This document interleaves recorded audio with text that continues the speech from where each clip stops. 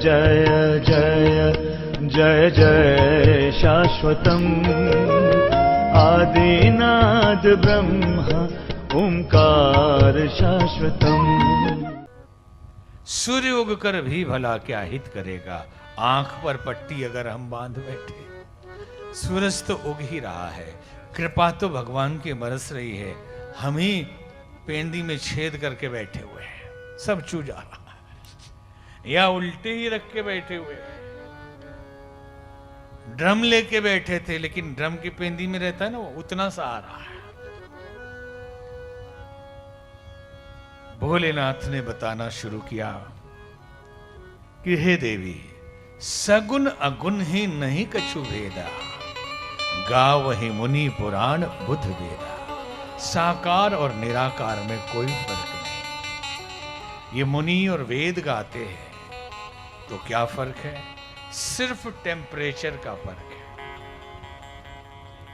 ये ऐसा नहीं लिखा, हम बता रहे कि ये तापमान का फर्क है। तापमान घटा दें तो बर्फ बन जाए, तापमान बढ़ा दें तो भाप बन जाए, है तो वही H2O। तो जब भक्तों के हृदय का तापमान घटता है, जब पीड़ा और दुख परेशानी शुरू होती है, तो इस कम टेम्परेचर में वो निराकार साकार में आ जाता है, जमने लगता है। और जैसे ही यहां खुशहाली आती है, गर्मी बढ़ती है, टेम्परेचर बढ़ता है, भाप बन के उड़ जाता है, फिर निराकार हो जाता है। दिया है इसमें जल और ओले का, मतलब बर्फ और पानी का। तो साकार निराकार में कोई फर्क नहीं। वो चलता कैसे है, बोलता कैसे है? परमात्मा। जो निराकार है वो उसकी बोली समझेंगे कैसे? जो असीम है उसे बुद्धि की सीमा में बांधेंगे कैसे? पार्वती जी ने पूछा कि आपने ब्रह्म बता दी, साकार निराकार भी बता दिया, प्रभु वो बताइए जो मैंने पहले पूछा कि निराकार साकार हुआ कैसे? नारायण नर में आए कैसे? राम ब्रह्म है, चिन्मय है, अविनाशी है, लेकिन साकार रूप में आए, क्यों आ गए? ये कथा सुनाई। एक बार अकबर ने बिरबल से पूछा कि बिरबल, हमारे तो जो है परमेश्वर अल्लाह, वो तो दूत भेजते, पैगंबर आते हैं,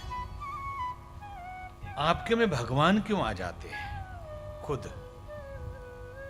तो बोले समय आने पे जवाब दूंगा।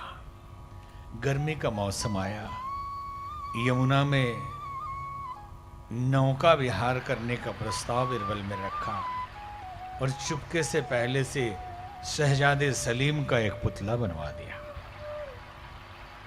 हो बहू। पहले तो इंडिया में नहीं बनता था, हम लोग छोटे थे तो मैडम तुषार म्यूजियम में ही दिखता था, जहां उस समय तक मोदी जी का नहीं लगा था, गांधी जी का तक तो था, फिर अभी तो सबका, शाहरुख खान, अमिताभ बच्चन, सबका लगा हुआ है। और अब तो यहां भी बनता है, पुणे में भी है। नहीं तो मैडम तुषार गए, हम एक बार हमारे साथ गए, एक महात्मा, मूर्तियां म्यूजियम में लाइन से लगी रहती है, लेकिन वहां बीच बीच में लगी है। मुश्किल की असली कौन नकली कौन? आप जितने देश भर के राष्ट्राध्यक्षों की मूर्तियां एक लाइन से लगी है, बीच में खाली जगह, आप डेस्क पे खड़े हो जाएंगे, लगेगा सब आपके आसपास खड़े हैं, आप बीच में भाषण दे। तो एक महात्मा हमारे साथ गए, गांधी जी की मूर्ति देख रहे थे, तभी एक आदमी आया, उनके कंधे पे हाथ रख के फोटो खिंचाने लगा। हमने इशारा किया कि हंसना नहीं, और खिंचवा लिए, तब हंसे तो बोले अच्छा ये असली वाला है। उन्होंने सोचा कि ये पुतला है, तो ऐसी मूर्ति सलीम की बनाई और प्रस्ताव रखा कि शहंशाह नौका विहार के लिए चले। बोले हाँ चलो।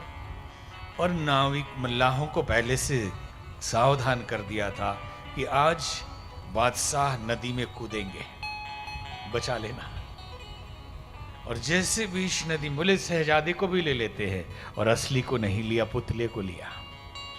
जैसे बीच नदी में नाव गई, धीरे से पुतले को गिरा दिया पानी में। बोला हुजूर, शहजादे गिर गए।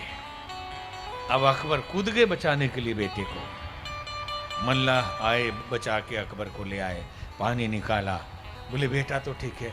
बोले हुजूर गुस्ताखी माफ, वो पुतला था। बोले इतनी बड़ी गुस्ताखी, मेरे बेटे का पुतला बना के तुमने गिराया, मैं कूद गया। बोले हुजूर एक प्रश्न पूछना था, इतने मल्लाह थे, इतने लोग थे, फिर भी बेटा जब गिरा, भले ही पुतले का था, आप क्यों कूदे?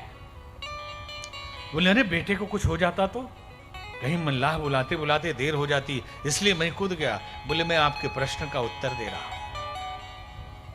कि अगर दूत पैगंबर अवतार भेजते भेजते टाइम लग जाए तो, भक्त अगर परेशान है तो हमारे भगवान सीधे खुद आ जाते।